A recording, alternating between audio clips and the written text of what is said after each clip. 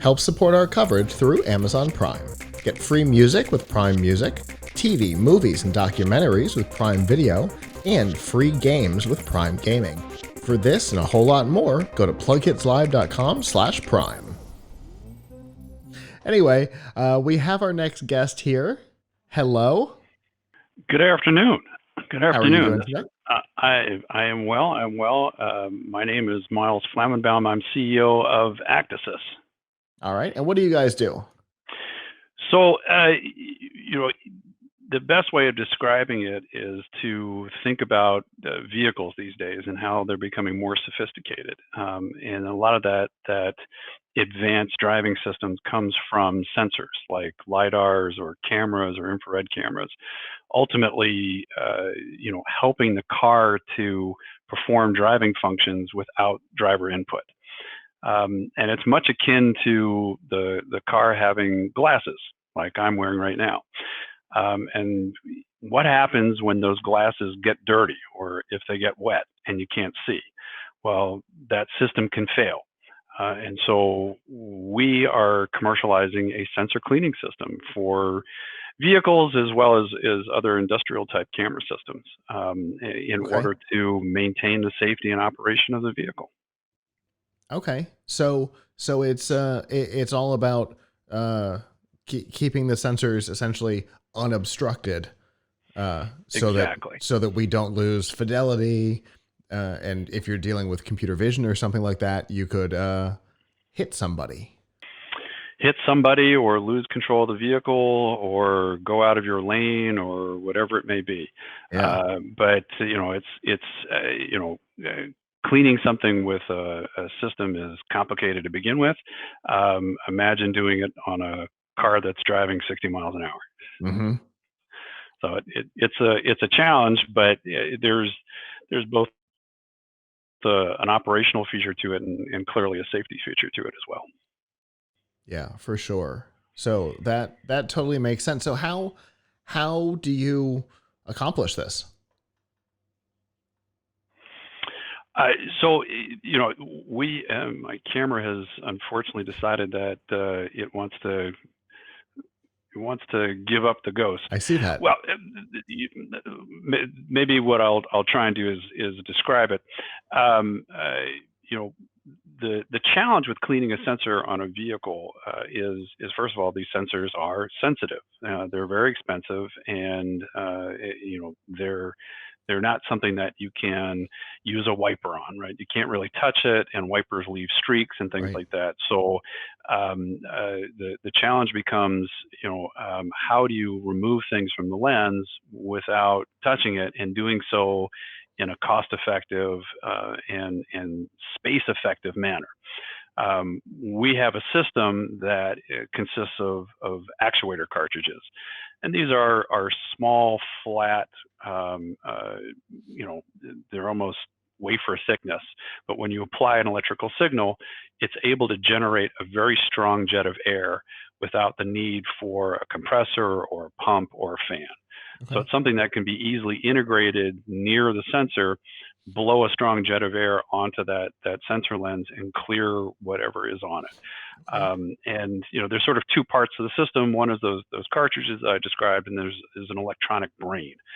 So not only do vehicles have sensors, but they have more and more of them. So with one brain, we can operate an array of these cartridges and clear sensors on different locations on the vehicle. So we're able to generate that jet of air, but to do so only with an electrical wire. And that kind of gives us a unique approach to being able to do this, and something that it becomes very economical and integratable for the vehicle manufacturers. Sure. And, depending on the type of sensor, there might already be power near it anyway. Yeah. Certainly, we can leverage that. It's clearly easier to run a wire than it is to start running a tube and a valve and connect it to a pump. So, just the system complexity is far reduced. And that's what makes it appealing, particularly for either hard to reach places or remote locations or moving vehicles. Yeah, and if you're integrating with the sensor manufacturers, for example, building an array that has this in it, which obviously if you're dealing with an autonomous car or even a non-autonomous with the automatic braking and stuff like that, obviously it's not something that's being added kind of by me generally. Right. No. So if it's integrated, obviously they're already running wires. You just have a chain that has one extra line in it while you're running the line. Yeah, no, clearly, particularly for cars, not as much for, say, security cameras. It's not an aftermarket product. It's something that needs to be, if you will, built into the vehicle. So, our customers are primarily OEMs or tier ones that help put this all together. Yeah, that makes sense. And so, their installation process, they just have a cable with one extra line in it for power for you. There you go. Yeah. There you go. We don't take up a lot of space, and also almost equally importantly, we don't take up a lot of power. As vehicles move more to electric platforms, when you start adding systems, everybody gets really sensitive about, how much power are you going to consume? And so, we're able to, use anywhere between 1 to 10 watts, depending on what the operating mode is. So it doesn't draw down the battery very quickly. Which obviously is important when you're dealing in electrical systems that are independent. Yeah, absolutely. And I would add that we kind of see ourselves as enablers. My 17-year-old daughter likes to say that we clean windows for a living. But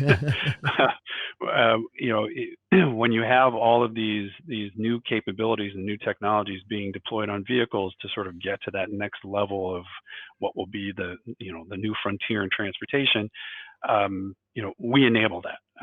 So we work alongside the LiDAR companies and the OEMs and just make everything function. Cool. Well, if we have any manufacturers or builders who are interested in finding out more about what you're up to, how can they do that? Sure. So you can do it by email. It's info@Actasys Inc. That's ActasysInc.com or actasysinc.com, our website, or certainly on LinkedIn as well. And we'd certainly welcome any inquiries. Fantastic. Well, thanks for coming and talking today, taking time out of your digital CES. Oh, thanks for having us. Absolutely. And have a good rest of the event. Thank you. You as well.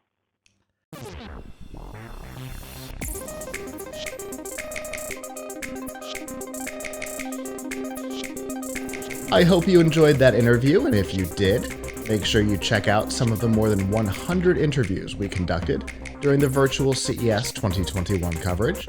And of course, subscribe here on YouTube, hit the notification bell to learn when we post new content and when we go live.